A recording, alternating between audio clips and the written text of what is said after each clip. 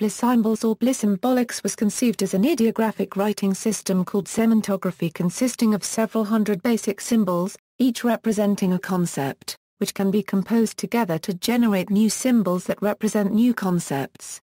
Bliss symbols differ from most of the world's major writing systems in that the characters do not correspond at all to the sounds of any spoken language. History: Bliss symbols was invented by Charles K. Bliss, born Karl Kaziel Blitz in the Austro-Hungarian city of Trunowitz, which had a mixture of different nationalities that hated each other, mainly because they spoke and thought in different languages. Bliss graduated as a chemical engineer at the Vienna University of Technology, and joined an electronics company as a research chemist. As the German army invaded Austria in 1938, he was sent to the concentration camps of Dachau and Buchenwald. His German wife Claire managed to get him released, and they finally became exiles in Shanghai, where Bliss had a cousin. Bliss devised Bliss symbols while a refugee at the Shanghai ghetto in Sydney, from 1942 to 1949.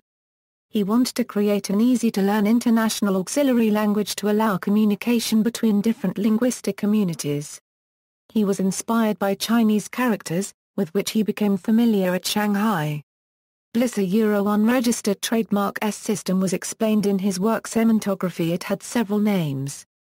In 1942 I named my symbols World Writing, then chose in 1947 in international scientific terms Semantography. My friends argued that it's customary to name new writing systems after the inventors, Bliss Symbolics, or Bliss Symbols, or simply Bliss. As the tourist explosion took place in the 1960s, a number of researchers were looking for new standard symbols to be used at roads, stations, airports, etc. Bliss then adopted the name Bliss Symbolics in order that no researcher could plagiarize his system of symbols. Since the 1960s/1970s, Bliss symbols have become popular as a method to teach disabled people to communicate. In 1971 Shirley McNaughton started a pioneer program at the Ontario Crippled Children Unregistered Trademark Centre, aimed at children with cerebral palsy, from the approach of augmentative and alternative communication. According to Erica Ockrent, Bliss used to complain about the way the teachers at the OCCC were using the symbols, in relation with the proportions of the symbols and other questions. For example, they used a fancy terms like enance and verbs to describe what Bliss called things and actions The ultimate objective of the OCCC program was to use Bliss symbols as a practical way to teach the children to express themselves in their mother tongue, since the Bliss symbols provided visual keys to understand the meaning of the English words, especially the abstract words. In his work Semantography, Bliss had not provided a systematic set of definitions for his symbols, so McNaughton, unregistered trademark ST, might often interpret a certain symbol in a way that Bliss would later criticize as a misinterpretation. For example, they might interpret a tomato as a vegetable according to the English definition of tomato even though the ideal Bliss symbol of vegetable was restricted by Bliss to just vegetables growing underground. Eventually the OCCC staff modified and adapted Bliss unregistered trademark system in order to make it serve as a bridge to English. Bliss complaints about his symbols being abused by the OCCC became so intense that the director of the OCCC told Bliss, on his 1974 visit, never to come back. In spite of this, in 1975 Bliss granted an exclusive world license, for use with disabled children, to the new Bliss Symbolics Communication Foundation directed by Shirley McNaughton. Nevertheless, in 1977 Bliss claimed that this agreement was violated so that he was deprived of effective control of his symbol system. According to Ockrent, there was a final period of conflict, as Bliss would make continuous criticisms to McNaughton often followed by apologies. Bliss finally brought his lawyers back to the OCCC, and both parts reached a settlement. In 1982, the OCCC got an exclusive, non-cancelable, and perpetual license to use Bliss Symbolics, and Bliss got $160,000. Easter Seals, the charitable foundation, paid the settlement. Bliss spent the money on a big publication run of his own Bliss Symbols teaching manual. Bliss Symbolic Communication International now claims an exclusive license from Bliss for the use and publication of Bliss Symbols for persons with communication, language and learning difficulties. The Bliss Symbol method has been used in Canada, Sweden, and a few other countries. Practitioners of Bliss Symbolics maintain that some users who have learned to communicate with Bliss Symbolics find it easier to learn to read and write traditional orthography in the local spoken language than do users who did not know Bliss Symbolics. The speech question, unlike similar constructed languages like AUI, Bliss Symbolics was conceived as a purely visual, speechless language, on the premise that a Euro-interlinguistic communication is mainly carried on by reading and writing Euro.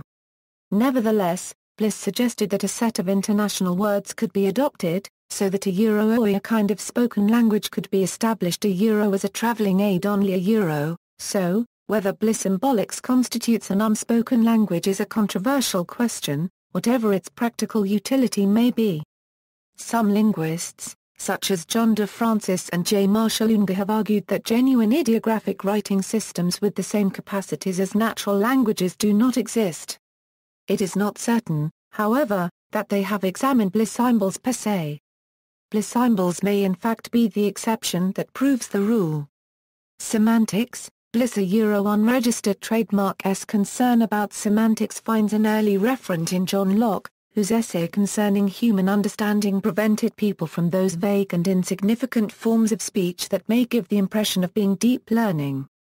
Another vital referent is Leibniz, a Euro-unregistered trademark's project of an ideographic language called Universal Character, based on the principles of Chinese characters. It would contain small figures representing visible things by their lines, and the invisible, by the visible which accompany them, as well as adding certain additional marks, suitable to make understood the flexions and the particles. Bliss stated that his own work was an attempt to take up the thread of Leibniz, a Euro-unregistered trademark's project. Finally, there is a strong influence by the work The Meaning of Meaning by C. K. Ogden and I. A. Richards, which was considered a standard work on semantics. Bliss found especially useful their triangle of reference. The physical thing or referent that we perceive would be represented at the right angle. The meaning that we know by experience, at the top angle. And the physical word that we speak or write, at the left angle. The reversed process would happen when we read or listen to words. From the words, we recall meanings, related to reference, which may be real things or unreal fictions. Bliss was particularly concerned with political propaganda, whose discourses would tend to contain words that correspond to unreal or ambiguous reference. Grammar. The grammar of Bliss Symbols is based on a certain interpretation of nature, dividing it into matter, energy, and human values. In an ordinary language, these would give place respectively to substantives, verbs, and adjectives. In Bliss Symbols, they are marked respectively by a small square symbol, a small cone symbol, and a small V or inverted cone. These symbols may be placed above any other symbol, turning it respectively into a Euro-OE thing Euro, an a Euro-OE action Euro, and an a Euro-OE evaluation Euro. The main manifestations of our world can be classified into matter, energy, and mind force. Matter is symbolized by a square to indicate that the structure of matter is not chaotic. The symbol for energy indicates the primeval, first-age action of our planet, the throwing up of volcano cones. The symbol for human evaluation suggests a cone standing on its point, a position which in physics is termed labile, likely to fall, unstable. All words relating to things and actions refer to something real, which exists outside of our brain. But human evaluations depend upon the mind of each individual. When a symbol is not marked by any of the three grammar symbols, they may be a non-material thing, a grammatical particle, etc. Examples. The symbol above represents the expression world language, which was a first tentative name for Bliss Symbols. It combines the symbol for writing tool, or pen with the symbol for world, which in its turn combines ground, or earth, and its counterpart derivate sky. Thus the world would be seen as what is among the ground and the sky, and Bliss Symbols would be seen as the writing tool to express the world. This is clearly distinct from the symbol of language, which is a combination of mouth and ear.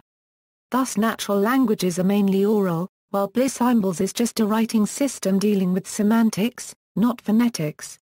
The 900 individual symbols of the system are called Bliss characters.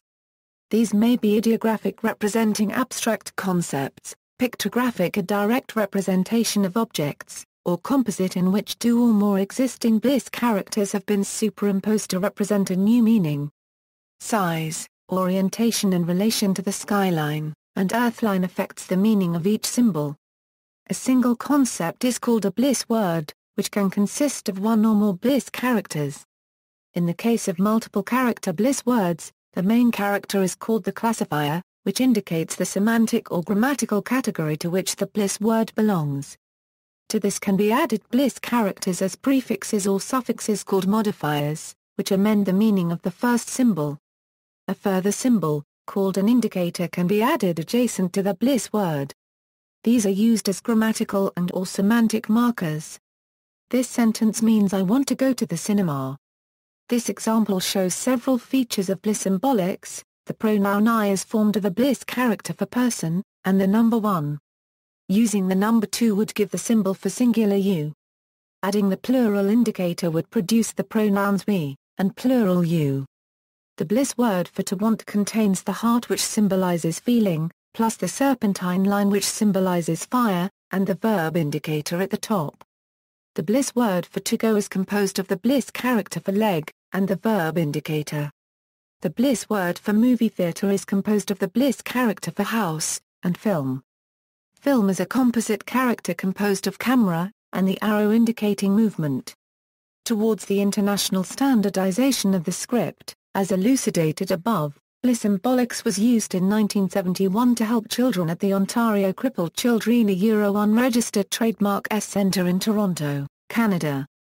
Since it was important that the children see consistent pictures, OCCC had a draftsman named Jim Grice draw the symbols. Both Charles K. Bliss and Margaret Beasley at the OCCC worked with Grice to ensure consistency. In 1975, a new organization named Bliss Symbolics Communication Foundation, directed by Shirley McNaughton, led this effort. Over the years, this organization changed its name to Bliss Symbolics Communication Institute, Easter Seal Communication Institute, and ultimately to Bliss Symbolics Communication International. BCI is an international group of people who act as an authority regarding the standardization of the Bliss Symbolics language. It has taken responsibility for any extensions of the Bliss Symbolics language as well as any maintenance needed for the language. BCI has coordinated usage of the language since 1971 for augmentative and alternative communication. BCI received a license and copyright through legal agreements with Charles K. Bliss in 1975 and 1982. Limiting the count of Bliss characters is very useful in order to help the user community. It also helps when implementing Bliss symbolics using technology such as computers. In 1991, BCI published a reference guide containing 2,300 vocabulary items and detailed rules for the graphic design of additional characters, so they settled a first set of approved Bliss words for general use. The Standards Council of Canada then sponsored, on January 21, 1993, the registration of an encoded character set for use in ISO IEC 2022, in the ISO-IR International Registry of Coded Character Sets. After many years of requests, the Bliss symbolic language was finally approved as an encoded language, with code ZBL, into the ISO 639-2 and ISO 639-3 standards. A proposal was posted by Michael Everson for the Bliss symbolic script to be included in the Universal Character Set and encoded for use with the ISO IEC 10646 and Unicode standards. BCI would cooperate with the Unicode Technical Committee and the ISO Working Group.